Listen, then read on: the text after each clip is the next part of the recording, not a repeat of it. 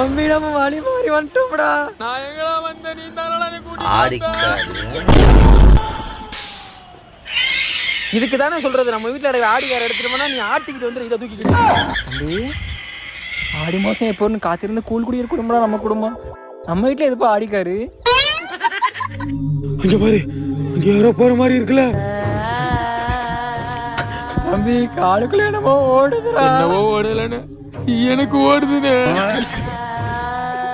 உன்னோடு நான் இருந்தா அடி வைக்கிற குடும்பம் நடத்துறியா? திரும்ப பிஞ்சு ஓட உனக்கு திரும்ப பிஞ்சு ஓ.